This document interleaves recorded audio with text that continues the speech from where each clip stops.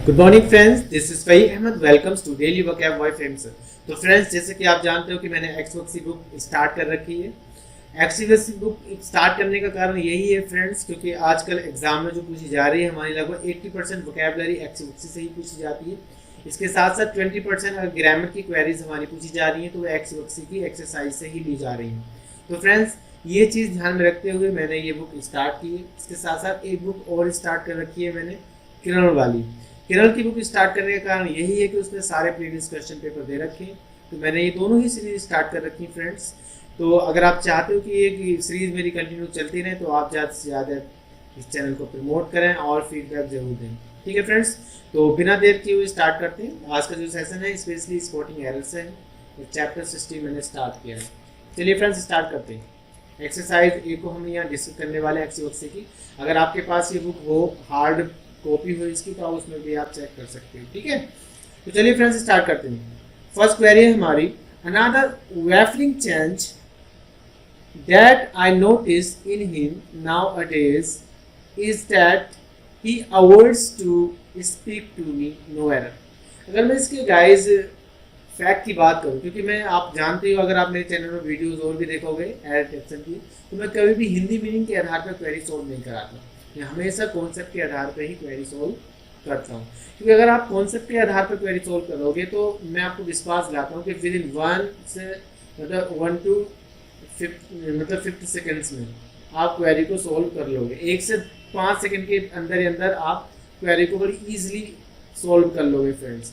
और अगर आप मीनिंग के आधार पर क्वेरी सॉल्व करोगे फ्रेंड्स, तो आप चाहे एक्सपर्ट हो, चाहे प्रोफेसर ही क्यों ना हो, तब भी आप 1 मिनट से पहले क्वेरी सॉल्व नहीं कर सकते। ठीक है, तो इसलिए मैं गाइज हमेशा कॉन्सेप्ट के आधार पर क्वेरी सॉल्व कराता हूँ। तो अगर मैं पहले पार्ट की बात करूँ गाइज, तो पहला पार्ट बिल्कुल सही रखा हुआ है। ठीक, अगर सेकेंड पार्ट की बात करूँ तो देखो यहाँ सिंपल प्रेजेंट दे रखा है, क्योंकि सब्जेक्ट के अप्रूवल फॉर्म में, इसलिए हमारा V1 आएगा, बिल्कुल सही रखा हुआ है। और अगर थर्ड पार्ट की बात करूँ तो मैं ये थर्ड पार्ट में इज दैट ही अवॉइड्स, तो देखो अवॉइड्स की अगर मैं बात करूँ तो कुछ वर्ब्स हमारी फ्रेंड्स ऐसी होती है, जैसे अगर मैं बात करूँ माइंड हुई, माइंड, या इसके साथ साथ मैं बात करूँ फ्रेंड्स एंजॉय, एंजॉय के साथ अगर मैं डिटेस्ट की, डिटेस्ट भी होती है, डिटेस्ट। ठीक है, और अवॉइड हुई, अवॉइड। ठीक है, तो बहुत सारी ऐसी वर्ब्स होती हैं जो अपने साथ जनरली किसको लेती हैं गाइस, जीरन फॉर्म को लेती हैं, इन्फिनिटिव टू को अलाउ नहीं करती। तो उसी में से एक वर्ब हमारी अवॉइड भी होती है। तो अवॉइड के साथ आने वाला जो वर्ब होता है असल में वो किस फॉर्म में होता है, जीरन फॉर्म में होता है।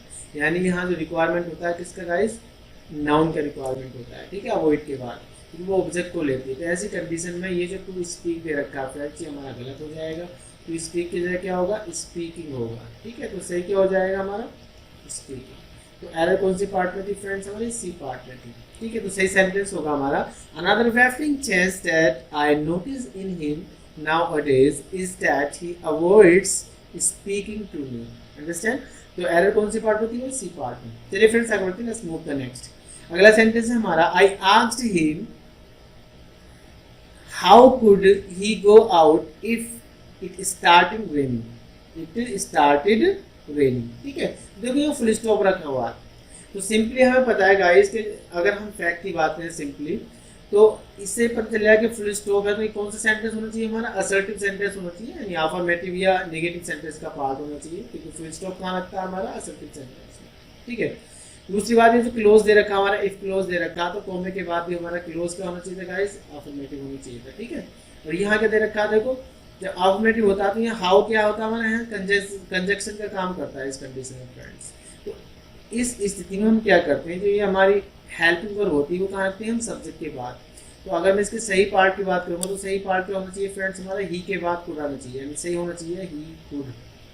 ठीक है, तभी हमारा सेंटेंस कैसा बनेगा, अफर्मेटिव बनेगा। तो सही सेंटेंस होगा, I asked him how he could go out if it started raining। ठीक है, तो एरर कौन सी पार्ट में थी फ्रेंड्स हमारी, वी पार्ट में। तो ये आप ध्यान रखेंगे कि जब कभी भी किसी क्वेश्चन वर्ड से पहले क्या दे रखा होगा, इसको क्लोज दे रखा हो, तो ऐसी कंडीशन में क्वेश्चन वर्ड के बाद हम सेंटेंस को अफर्मेटिव फॉर्म में रखते हैं। ठीक है, या फिर असर्टिव सेंटेंस के रूप में रखते हैं। ठीक है, नेगेटिव होता है इंट्रोगेटिव के साथ, तो मुझे नेगेटिव बनाते हैं। ठीक है, तो ये आप ध्यान रखेंगे। बहुत सारे मतलब एग्जाम में ये क्वेरी हमारी पूछी भी गई है इस तरह की।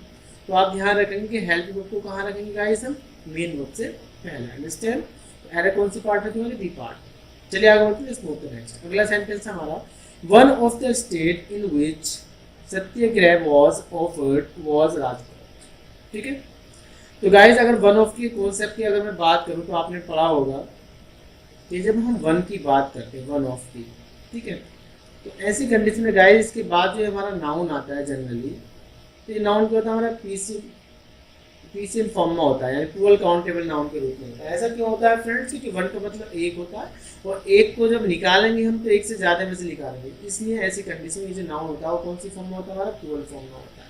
तो गाइस यहाँ पे लिखा हुआ था कि वन ऑफ स्टेट, तो एक स्टेट में से हम एक और नहीं निकाल सकते तो गलत हो जाएगा। यहाँ सही क्या होना चाहिए, जो स्टेट दे रखा है सिंगुलर फॉर्म में, यहाँ क्या होना चाहिए था, स्टेट्स होना चाहिए।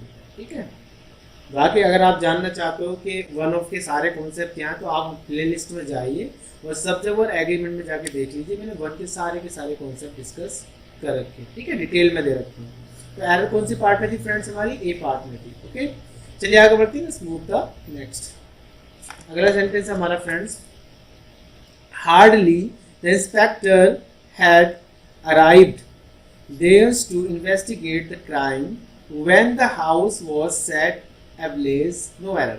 ठीक है, तो गाइस अगर मैं इसके फैक्ट की बात करूँ तो सिंपली हम जानते हैं गाइस, देखो एक होता है हार्डली, एक होता है स्कार्सली। अगर मैं बात करूँ हार्डली और स्कार्सली की, ठीक है, तो मीनिंग के आधार पर इन दोनों का मीनिंग सेम होता है और ये दोनों ही नेगेटिव एडवर्ब होती हैं। एक और होती है हमारी नेगेटिव एडवर्ब सेल्डम। ठीक है, लेकिन अगर मैं बात करूँ गाइस, एक होता है हमारा हार्डली और स्कार्सली और एक होता है नो सूनर। एक वर्ड और देखा होगा आपने, नो सूनर। ठीक है, तो नो सूनर के साथ अगर हम पेयर कंजक्शन की बात करें गाइस तो हम क्या लगाते हैं, देन लगाते हैं। बाकी हार्ड या स्कार्सली के साथ पेयर कंजक्शन क्या लगाते हैं, वैन लगाते हैं। तो देखो यहाँ वैन दे भी रखा है, तो कंजक्शन में तो है नहीं सिंपली, क्योंकि पहला सेंटेंस रखा हुआ। लेकिन गाइस ये चीज़ ध्यान रखेंगे, जब कभी भी हार्ड स्कार्सली आते हैं सेंटेंस के स्टार्टिंग में आते हैं तो वहाँ इन्वर्जन लग जाता है। ऐसा क्यों होता है गाइस, कि जब कभी भी किसी सेंटेंस में कोई नेगेटिव एडवर्ब सेंटेंस के पहले रखी जाती है तो ऐसी कंडीशन में उसमें इन्वर्जन अप्लाई किया जाता है। इन्वर्जन का मतलब होता है फ्रेंड्स कि उस एडवर्ब और उस सेंटेंस के सब्जेक्ट के बीच में हम किसका इस्तेमाल करते हैं, हेल्पिंग वर्ब का। यानी जो हेल्पिंग वर्ब यहाँ दे रखी है ये कहाँ जानी चाहिए थी फ्रेंड्स, ये जानी चाहिए थी यहाँ पे, यानी हार्डली के बाद में और सब्जेक्ट के पहले। तो क्या होना चाहिए था, हेड हमारा यहाँ होना चाहिए था। सही सेंटेंस होता hardly had the inspector. Okay, तो इन्वर्जन कब लगता है गाइस, जब कभी कोई नेगेटिव एडवर्ब कहाँ जाती है सेंटेंस के स्टार्टिंग में, चाहे वो नेवर हो, चाहे सेल्डम हो, चाहे लिटिल हो। जब कभी भी स्टार्टिंग में कोई नेगेटिव एडवर्ब आती है फ्रेंड्स तो इस कंडीशन में क्या लग जाता है, इन्वर्जन लग जाता है। अंडरस्टैंड, तो ये आप ध्यान रखेंगे। तो यहाँ हमारा जो है ये कहाँ जाएगा, हार्डली के बाद में इंस्पेक्टर से पहले। तो एरर कौन सी पार्ट में थी फ्रेंड्स, हमारे ए पार्ट में थी। आई होप ये सेंटेंस भी आपको इजीली समझ में आ गया। चलिए आगे बढ़ते हैं, स्मूथ द नेक्स्ट। अगर मैं 5th सेंटेंस की बात करूँ तो 5वां सेंटेंस है हमारा, since his arrival at his native town he is trying to the best of his powers to spread education among the poor masses, no error. ठीक है, तो अगर मैं इसके फैक्ट की बात करूं, अगर इसके कॉन्सेप्ट की बात करूं फ्रेंड्स, तो यहाँ साफ साफ देखो सिंस दे रखा है। ठीक है, और इसके साथ साथ यहाँ दे रखा है देखो उसके नेटिव प्लेस की बात चल रही है।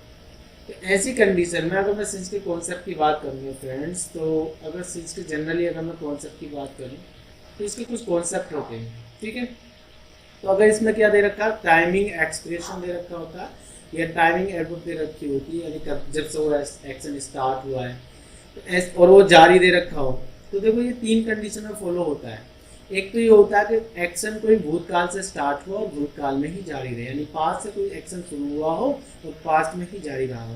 तो ऐसी कंडीशन में सिंस से पहले क्या लगाते हैं हम, हैड बीन प्लस बिफोर। ठीक है, तो ऐसी कंडीशन हम क्या लगाते हैं गाइस, हैड बीन लगाते हैं और उसके बाद बिफोर मतलब आईएनजी फॉर्म लगाते हैं। ठीक है, अगर एक्शन गाइस हमारा पास्ट से स्टार्ट हुआ हो और वर्तमान में क्या हो, जारी हो, प्रेजेंट में क्या रहे, वो जारी रहते हैं, ऐसी कंडीशन हम क्या लाते हैं गाइस, हैज या हैव, और बीन क्या होता है, कॉमन होता है दोनों में। तो ऐसी कंडीशन इसके बाद क्या लाते हैं, बिफोर। ठीक है, तो ये चीज़ ध्यान रखें। और गाइस अगर ऐसे एक्शंस की अगर हम बात करें जो एक्शन फ्यूचर से शुरू और फ्यूचर में ही जारी रहे तो उस कंडीशन में will have been shall have been का इस्तेमाल करते हैं। ठीक है, तो यहाँ साफ साफ दिख रहा है कि एक्शन भूतकाल से स्टार्ट हुआ था, ठीक है, जारी है, अभी भी वो जारी है। तो इस कंडीशन में गाइस जो प्रेजेंट कॉन्टिन्यूस दे रखा है ये हमारा गलत दे रखा है। ऐसी कंडीशन में क्या बनाएंगे हम, प्रेजेंट परफेक्ट कॉन्टिन्यूस, यानी एक्शन को, अब देखो सब्जेक्ट सिंगुलर है तो क्या लगा देंगे, हैज बीन, क्या हो जाएगा गाइस हमारा, हैज बीन ट्राइंग। ठीक है, तो अगर सही सेंटेंस की बात हो तो सही सेंटेंस होगा, since his arrival at his native town he has been trying to the best of his powers to spread education among the poor masses। तो एरर कौन से पार्ट में थी फ्रेंड्स, हमारे बी पार्ट में थी। आई होप इसके concept आपको इजीली समझ में आ गई होंगे। एक कॉन्सेप्ट और होता है गाइस हमारा सिंस का, जब सिंस के बाद क्या दे रखा हो, हमारा सिंपल पास्ट शो कर रखा हो, तो ऐसी कंडीशन में सिंस से पहले कौन सा टेंस आता है, हमारा परफेक्ट टेंस आता है, यानी हैज ए हैव के बाद वर्ब की थर्ड फॉर्म का प्रयोग किया जाता है। ठीक है, ये क्यों होता है इसके मैंने अलग से कॉन्सेप्ट बना रखे हैं, उसमें प्लेलिस्ट में जाकर देख लेना, चैनल की वीडियो में मिल जाएगा आपको, नहीं तो कमेंट बॉक्स में आके कमेंट कर देना, मैं इस पर एक वीडियो बना दूँगा। ठीक है, सिंस के लिए। तो आगे बढ़ते हैं, स्मूथ का नेक्स्ट अगला सेंटेंस है गाइस हमारा, in various parts of a country ponds just dry down in the scorching heat of summer. ठीक है, तो अगर मैं इसके गाइस फैक्ट की बात करूँ, इसकी कॉन्सेप्ट की बात करूँ, तो सिंपली देखो यहाँ ऑफ दे रखा है। ठीक, तो ये क्या दे रखा है, हमारा एडवर्ब फ्रेज दे रखा है, क्योंकि प्रेपोजिशन है, देखो प्रीपोजिशन फिर नाउन दे रखा है, तो ये चीज़ ध्यान रखना, ऑफ से पहले भी नाउन है, ऑफ के बाद भी। लेकिन ये जो पार्ट दे रखा है गाइस हमारा एडवर्ब फ्रेज का दे रखा है, तो जाहिर सी बात है जो आगे वर्ब यूज़ होगी वो इसके हिसाब से तो यूज़ होगी नहीं। तो ये जो पूरा पार्ट है कंट्री तक का, तो ये सेंटेंस का सब्जेक्ट नहीं हो सकता, ये आपको ध्यान रखना है। ठीक है, तो सब्जेक्ट कौन होगा, अभी यहाँ पॉन्ड, जो पॉन्ड्स दे रखा है ये हमारा सब्जेक्ट होगा। ठीक है, दूसरी बात गाइस, यहाँ बात किसकी चली, देखो पॉन्ड्स हमारा प्लूरल फॉर्म में है और यहाँ हम बात कर रहे हैं सिंपल प्रेजेंट की, लेकिन गाइस बात किसकी चल रही है, पॉन्ड्स के सूखने की बात चल रही है ना। तो अब ऐसी कंडीशन में ड्राई डाउन का इस्तेमाल नहीं करेंगे। ठीक है, डाउन के स्थान पर किसका इस्तेमाल करेंगे, अप का इस्तेमाल करेंगे। ठीक है, ड्राई अप मायने क्या होता है, सूखना होता है, सुखाना होता है, अंडरस्टैंड। तो सही मीनिंग क्या होगा इसका, या सही सेंटेंस क्या होगा, सही सेंटेंस होगा, in various parts of the country ponds just dry up in the scorching heat of summer. ठीक है, तो एरर कौन सी पार्ट में थी, हमारे बी पार्ट में थी गाइस, ये आपको ध्यान रखना कि ड्राई के साथ हम अप का इस्तेमाल करते हैं। अंडरस्टैंड, आगे बढ़ेंगे, अगला सेंटेंस है हमारा फ्रेंड्स, ही ले the watch on the table and then forgot all about it when he went out, no error। ठीक है, अगर मैं इसके फैक्ट की बात करूं या कॉन्सेप्ट की बात करूं तो सिंपली तो एंड दे रखा है गाइस, और एंड हमारा यहाँ कंजक्शन है। जब कंजक्शन एंड दे रखा है, एक क्लोज हमारा ये दे रखा है और एक क्लोज ये दे रखा है, क्योंकि यहाँ इसने सब्जेक्ट कॉमन भी कर रखा है, क्योंकि जो काम भूलने वाला, जिस व्यक्ति ने भूलने का काम किया है उसी व्यक्ति ने इसको रखने का काम नहीं किया, इसलिए मैंने यहाँ सब्जेक्ट क्या कर रखा, कॉमन कर रखा। अंडरस्टैंड, तो ये चीज़ ध्यान रखना कि आगे ये दे रखी है हमारी V2 दे रखी है। ठीक है, यानी सिंपल पास दे रखा है, तो देखो ये वैन के बाद ही हमारा क्या दे रखा था, सिंपल पास दे रखा है। तो जाहिर सी बात है सिंपल प्रेजेंट तो कभी आएगा नहीं, क्यों, क्योंकि इसका डायरेक्ट संबंध किससे लिया गया, वैन क्लोज से जोड़ा गया, क्योंकि इसके बाद जो क्लोज जोड़ा जाएगा वो ये जोड़ा जाएगा। तो जब कभी भी वैन के बाद हमारा पास्ट टेंस होता है तो कहने के बाद हमेशा पास्ट ही आता है, कभी प्रेजेंट का इस्तेमाल नहीं होता और ना ही कभी फ्यूचर का, ये आपको ध्यान रखना है। तो गाइस ये जाहिर सी बात है, ये अब हमें इसकी कौन सी फॉर्म रखनी पड़ेगी, V2 रखनी पड़ेगी। तो लेके V2 क्या होती है, हमारी लैड होती है। ठीक है, क्या हो जाएगी, लैड, लेन नहीं होगी, लेन किसकी होती है, लाई की होती है, आपको ध्यान रखना है। ठीक है, तो सही क्या होगा हमारा sentence, he led the watch on the table and then forgot all about it when he went out। तो एरर कौन से पार्ट में थी फ्रेंड्स, हमारी एरर हमारी फर्स्ट पार्ट में थी। ओके, चलिए आगे बढ़ते हैं, लेट्स मूव टू नेक्स्ट। अगला सेंटेंस है friends, although he draws a personally good salary he has a lot of families to support and he finds it difficult to make both ends meet। ठीक है, तो guys अगर मैं इसके fact की बात करूँ तो देखो ऑल तो दे रखा है और सिंपली यहाँ एक कंजक्शन है, देखो सिंपल प्रेजेंट दे रखा है, यहाँ जो रीजनेबली दे रखा है एडवर्ब का काम कर रहा है, तो क्वालिफाई कर रहा है किसको, एग्जेक्टिव को, खुद को, तो ये पार्ट ही पूरा सही रखा हुआ है। और आगे वाला कोमे के बाद में ऐसी कंडीशन क्या रखते हैं हम, सिंपल प्रेजेंट रखते हैं। देखो simple present has A have या मेन वर्ब की तरह काम कर रहा है, ना कि हेल्पिंग वर्ब। अंडरस्टैंड? तो ये पार्ट बिल्कुल सही रखा हुआ पूरा, इसमें भी कोई एरर नहीं है। इसके साथ साथ एंड से पहले देखो जब सिंपल प्रेजेंट दे रखा तो एंड के बाद भी क्या दे रखा है, सिंपल प्रेजेंट। तो ये सेंटेंस भी पूरा का पूरा सही रखा हुआ। और ये बहुत एंड नीड्स क्या है, हमारी ईडियम है पूरा। तो ईडियम हम जानते हैं कि उसमें हम कोई परिवर्तन नहीं करते। तो गाइज इस सेंटेंस में कहीं भी कोई एरर नहीं है, यानी the sentence has no error, यानी the sentence is absolutely correct. ठीक है, नो एरर। तो इसमें हम कौन सा वाला पार्ट चूज करेंगे, बी पार्ट, यानी नो एरर। तो आई होप ये सेंटेंस भी आपको इजीली समझ में आ गया होगा। चलिए आगे बढ़ते हैं, लेट्स मूव टू नेक्स्ट। अगला सेंटेंस देखते हैं गाइस। अगला सेंटेंस है हमारा 9th में, why it is apparent that biotechnology offers significant benefits, adequate attention has not been focused to this vital area. No error. ठीक है, तो इसके पार्टिसिपल्स की बात करूँ गाइस, तो सिंपली यहाँ साफ साफ दिख रखा है कि यहाँ प्रेजेंट में दे रखा है, ये एग्जेक्टिव है हमारा पेरेंट। ठीक है, डेट के बाद फिर ये क्लोज हुआ हुआ, तो देखो अनकाउंटेबल नाउन था, तो ऐसी कंडीशन वो हमारी B5 आ जाएगी, क्योंकि प्रेजेंट की बात चल रही है। इसके साथ साथ देखो ये प्रेजेंट परफेक्ट हो गया हमारा, पैसिव फॉर्म में दे रखा है। प्रेजेंट परफेक्ट का कौन सी फॉर्म दे रखी है, पैसिव फॉर्म। लेकिन गाइस ये जो वर्ब रखा हुआ हमारी फोकस, ठीक है, तो एक चीज ध्यान रखेंगे, एक होता है हमारा कंसंट्रेट, ठीक है।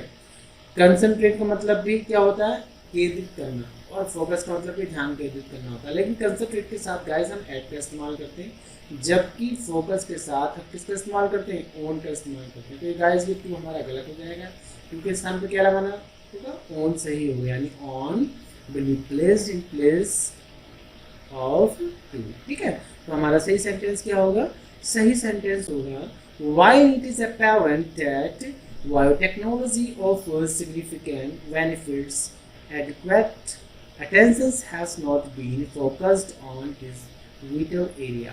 ठीक है, तो एरर कौन से पार्ट में थी फ्रेंड्स हमारी, अगर हम एरर की बात करें तो एरर हमारी सी पार्ट में थी। ठीक है, चलिए आगे बढ़ते हैं, स्मूथ का नेक्स्ट। अगला सेंटेंस है हमारा सेशन का लास्ट सेंटेंस है, क्योंकि नहीं तो वीडियो लेंथी हो जाएगी, मैं तो प्लीज क्वेरी करके आपको ये सेशन लेके आऊँगा। ठीक है, तो ये लास्ट क्वेरी है 10th की, इंपोर्टेंट सेंटेंस है, इससे जुड़ी हुई हमारे कई बार एग्जाम में कुछ भी नहीं होगा। Being a sunny day I decided to skip work and stay at home। ठीक है, तो अगर मैं गाइस इसके फैक्ट की बात करूँ सिंपली, तो यहाँ आपको समझना है कि देखिए यहाँ बीइंग यूज हुआ है। अब बीइंग के कुछ कॉन्सेप्ट होते हैं वो समझना बहुत जरूरी है। तो बीइंग की अगर मैं बात करूँ फ्रेंड्स, तो बीइंग के साथ देखो क्या क्या कंडीशन होती है। एक तो हम इसे पार्टिसिपल में यूज करते हैं, तो ऐसी कंडीशन जब इसके बाद कोई वर्ब आता है तो वर्ब की कौन सी फॉर्म आती है, तीसरी। ठीक है, अगली कंडीशन गाइस, इसके साथ अगर हम कोई एडजेक्टिव भी रख सकते हैं, जैसे एडजेक्टिव, जैसे अगर मैं बोलूँ कि काला होने की वजह से सब तुमसे नफरत करते हैं, जब हम एडजेक्टिव रखते हैं तो कोई मतलब प्रोनाउन का इस्तेमाल हम नहीं करते हैं ऐसी कंडीशन में। ठीक है, इसके बाद डायरेक्ट क्या लगाते हैं हम गाइस, कोई क्लोज लगा सकते हैं, डायरेक्ट कोई ना कोई एक क्लोज लगाएंगे, ये हमारा कंप्लीट सेंटेंस हो जाता है। इसके साथ साथ गाइस हमारी बी की एक कंडीशन और होती है, जब कभी भी गाइस इस बीइंग के बाद कोई नाउन दे रखा होता है, कोई नाउन, तो ऐसी कंडीशन में गाइस इस बीइंग के पहले हमें क्या लगाना होता है, ऐसी कंडीशन इस बीइंग के पहले हमें क्या लगाना होता है गाइस, इस बीइंग के पहले एक प्रोनाउन लगाना होता है। क्या लगाना पड़ता है, प्रोनाउन। अब प्रोनाउन आता किसके अनुसार है, इस नाउन के हिसाब से। मान लो कि नॉन लिविंग होती है, निर्जीव होती है, तो ऐसी कंडीशन किसका इस्तेमाल करते हैं, इट का। और अगर काउंटेबल होती है तो यहाँ क्या लगाते हैं गाइस, हम फिर आर्टिकल लगाते हैं। क्या लगाते हैं, आर्टिकल। ठीक है, जैसे देखो यहाँ आर्टिकल दे भी रखा है, क्योंकि दे क्या है हमारी कॉमन नाउन है, तो ऐसी कंडीशन तो आर्टिकल है। और अगर गाइस ये नाउन हमारी लिविंग होती है, लिविंग मतलब यहाँ किसी पर्सन को शो कर रखा हो, तो ऐसी कंडीशन किसका इस्तेमाल करते हैं, ही का या फिर शी का। मेल होता है तो ही, फीमेल होता है तो शी। ठीक है, तो देखो यहाँ नाउन दे रखा है फ्रेंड, साफ साफ दिख रहा होगा आपको नाउन, कॉमन नाउन है। तो कॉमन नाउन से पहले हमेशा क्या आता है, आर्टिकल। देखो यहाँ आर्टिकल भी रखा हुआ है, आर्टिकल AIN लगाता हूँ। जब कभी भी किसी सेंटेंस में कॉमन नाउन पहली बार इस्तेमाल की जाती है, तो हमेशा उस कॉमन नाउन से पहले इंडेफिनिट आर्टिकल A या AN लगाया जाता है। तो गाइस इसमें एरर कौन से पार्ट में थी, हमारे ए पार्ट में, मतलब ये सही क्या होना चाहिए था, यहाँ प्रोनाउन का रिक्वायरमेंट हुआ है, क्योंकि इस बीइंग के बाद क्या आएगा, इस नाउन आएगा, और जब नाउन आता है तो इससे पहले क्या लगाते हैं, एक प्रोनाउन का रिक्वायरमेंट होता है। तो सही सेंटेंस होगा, it being a sunny day I decided to skip work and stay at home. दूसरी बात गाइस, अगर हम इसके फैक्ट की बात करें तो यहाँ एंड का कंजक्शन, और इसी एक बार हमारी ये जोड़ हुई है, सॉरी एक बार ये जोड़ हुई है इससे एंड से स्किप, और दूसरी हमारी स्टे जोड़ी। तो एक चीज़ ध्यान रखेंगे, जब कभी भी एंड से, देन से, लाइक से, जब दो इन्फिनिटिव जोड़े जाते हैं तो इनसे पहले तो हम इन्फिनिटिव टू रखते हैं, लेकिन इनके बाद में हमेशा वे इन्फिनिटिव रखते हैं। तो देखो इसमें स्टे से पहले टू लगाने की जरूरत नहीं पड़ी, जबकि स्किप से पहले टू। तो ये पार्ट आगे की बिल्कुल सही रखा हुआ, तो एरर कौन से पार्ट में थी, हमारे ए पार्ट में। क्या लगाना था हमें, ये रिक्वायरमेंट हुआ था इट का प्रयोग, ठीक है। आई होप गाइज ये सेशन आपको इजीली समझ में आ गया होगा। फिर भी अगर इसमें कहीं आपके डाउट्स हैं तो गाइज आप कमेंट बॉक्स में आके कमेंट जरूर करें और फीडबैक देना ना भूलें, ठीक है। चलिए फ्रेंड्स, मिलते हैं नेक्स्ट वीडियो में, बाय बाय, सी यू।